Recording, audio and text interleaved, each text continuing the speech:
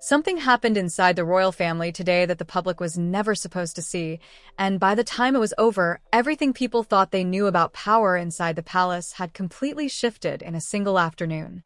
Because in a moment that felt almost impossible to believe, Catherine didn't just step forward as the Princess of Wales, she stepped forward like someone taking control of the entire system itself.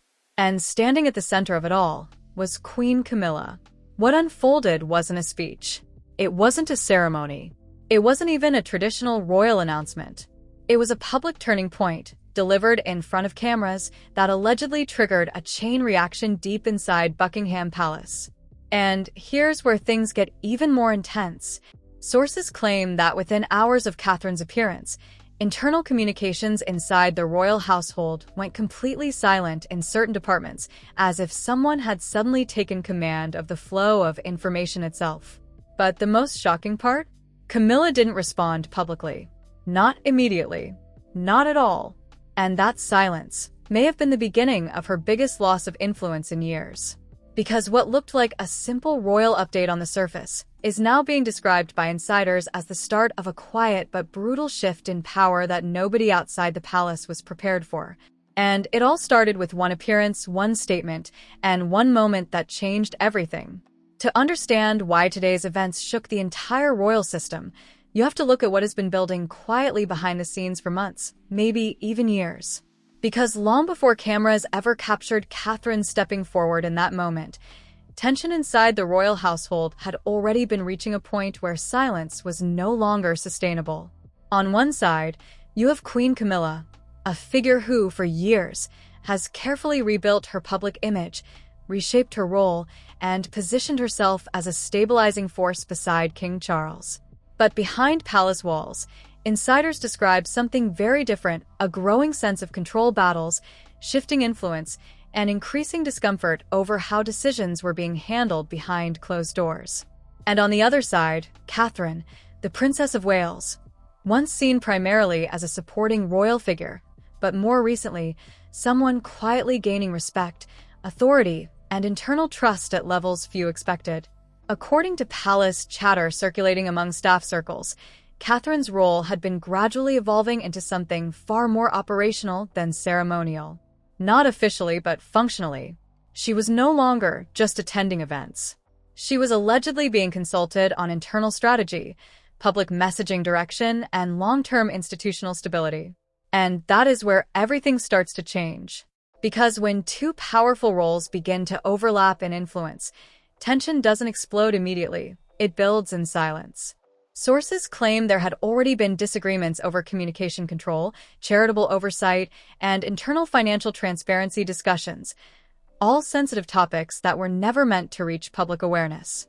But what made this situation even more unstable was King Charles's increasingly limited public involvement in resolving internal friction.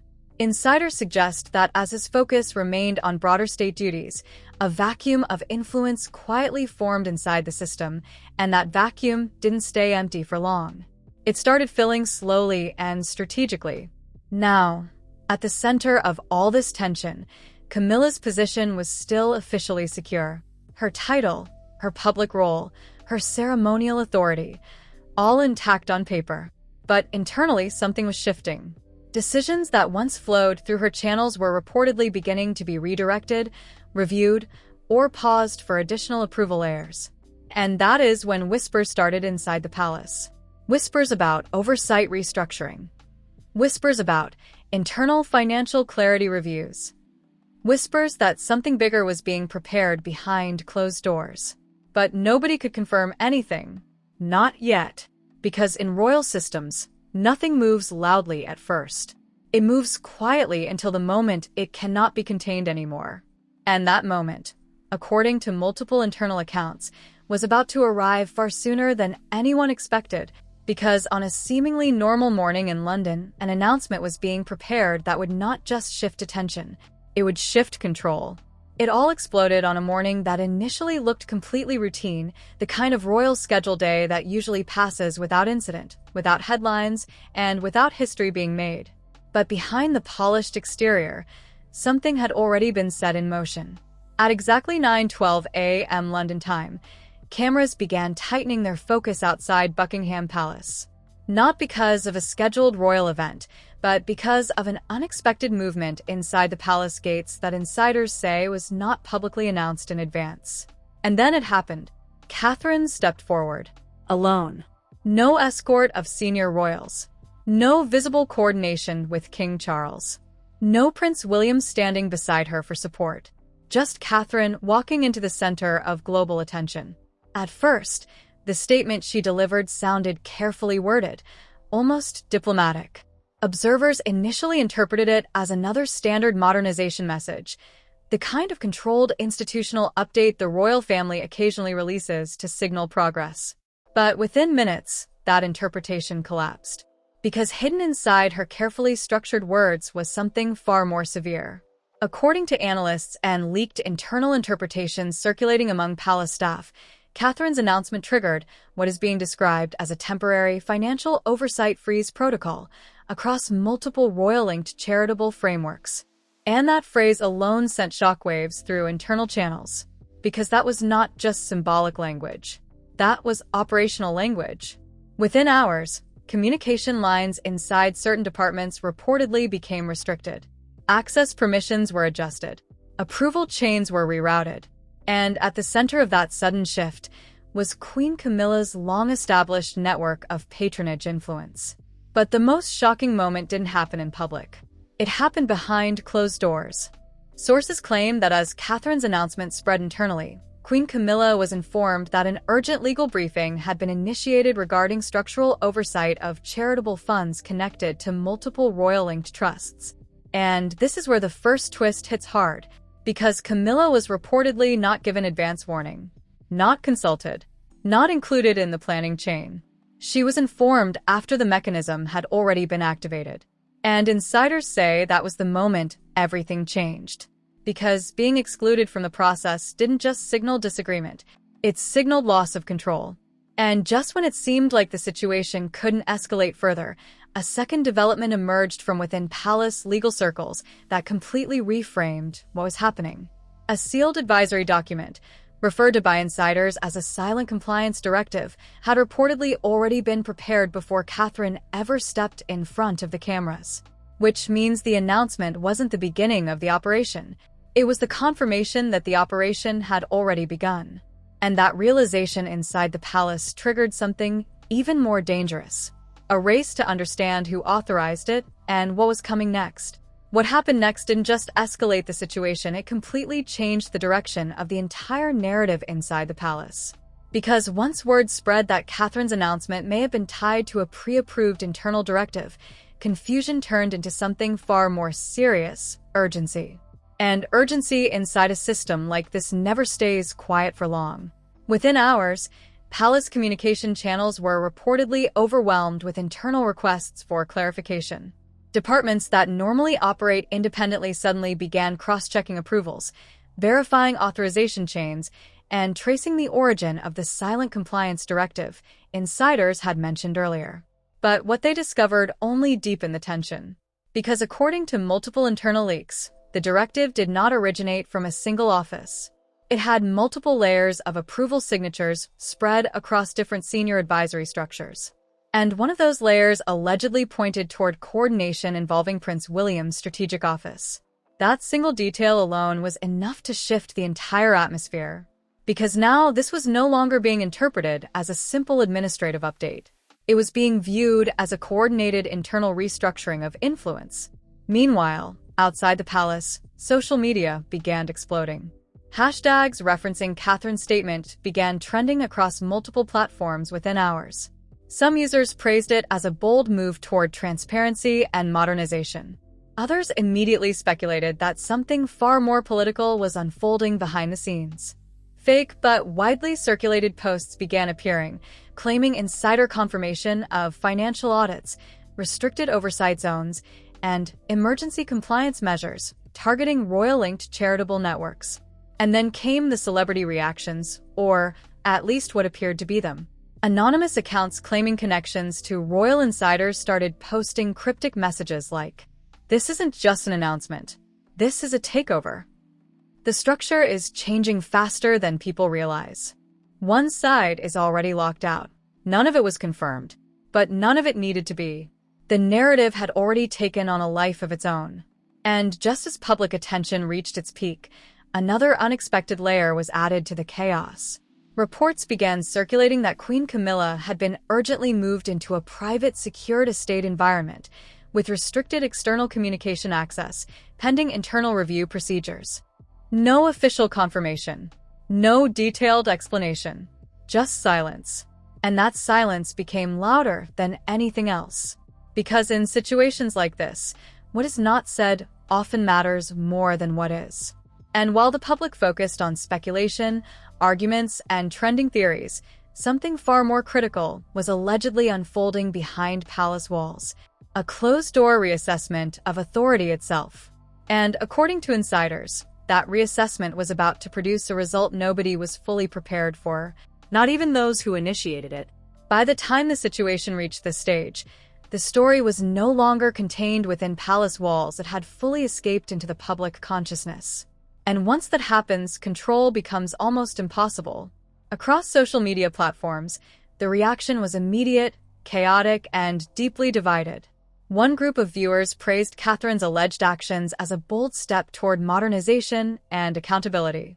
They described her as calm under pressure, strategically precise, and even the first royal in decades willing to confront internal imbalance. But another group saw something completely different. They believed this wasn't transparency, it was power consolidation. And that single disagreement split the entire online conversation into two aggressive camps. Hashtags began trending within minutes. Hashtag Catherine takes control. Hashtag royal shakeup. Hashtag Camilla under pressure. Hashtag palace power shift. But alongside support and criticism came something even more intense: speculation. Thousands of posts began analyzing every detail of Catherine's statement, every pause in her delivery, every phrase choice, searching for hidden meaning that might confirm what insiders were suggesting. Some users claimed the wording wasn't emotional, it was legal. Others insisted this wasn't a speech, it was a signal. Meanwhile, anonymous royal insider accounts flooded timelines with cryptic updates. You're only seeing the surface layer. There are approvals behind this no one expected. This is bigger than Camilla. Traditional media outlets tried to maintain a more cautious tone, referring to the situation as an internal restructuring of royal charitable oversight procedures. But even those careful headlines couldn't fully suppress public curiosity, because the lack of clarity itself became the story. If everything was routine, why was there so much silence from key senior figures? If this was just an administrative update, why were communication channels reportedly restricted internally? And most importantly, why had Queen Camilla not issued any immediate public response? That silence fueled even more speculation than any official statement could have. Meanwhile, commentators and royal analysts began appearing on talk shows and digital broadcasts, debating whether this marked a generational shift in internal authority or a deeper strategic realignment inside the monarchy. Some argued it was overdue modernization. Others warned it could signal internal fragmentation at the highest level. But no matter which side they took, everyone agreed on one thing: something significant had changed. And as the public debate intensified, attention began shifting toward one unanswered question that nobody could ignore anymore. If Catherine truly had this level of influence behind the scenes, what exactly comes next for Queen Camilla? Just when the public thought the situation was beginning to stabilize, everything shifted again in a way nobody saw coming. Because behind the headlines, behind the trending hashtags, and behind the carefully controlled media language, a far more sensitive development was unfolding inside the royal system. And it started with a document that was never meant to be discussed publicly. According to internal accounts circulating among senior staff networks, a second layer of review had been triggered within the palace's advisory structure, one that went beyond standard financial oversight and into what insiders are calling authority validation protocol. That phrase alone sent alarm through internal channels, because authority validation does not deal with money, it deals with control. And control, once questioned inside an institution like this, becomes the most dangerous subject of all. At the same time, Queen Camilla's absence from public-facing communication grew longer than expected. What initially appeared to be a short delay in response began evolving into something more structured, more controlled, and far more intentional. Because instead of a public statement, what emerged was a brief internal notice circulated only within approved royal communication pathways. And that notice changed everything. It confirmed that Camilla would be stepping back from active public engagement duties pending internal review procedures. But it was the wording that caught everyone's attention, because it wasn't framed as a health matter anymore. It wasn't framed as a voluntary step back. It was framed as procedural adjustment.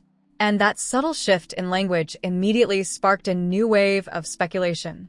Meanwhile, inside palace circles, insiders claimed that Catherine's role in the unfolding situation was being quietly redefined in real time, not publicly announced, not formally celebrated, but structurally reinforced. Meetings were reportedly being rescheduled under new coordination oversight. Approval chains were being streamlined, and certain communication responsibilities were being reassigned without public explanation. But the most shocking development didn't come from London. It came from outside the UK entirely. Because according to leaked financial tracking notes referenced in internal audit summaries, a final movement of funds, previously unaccounted for in initial reports, was detected after access logs were reviewed post-lockdown.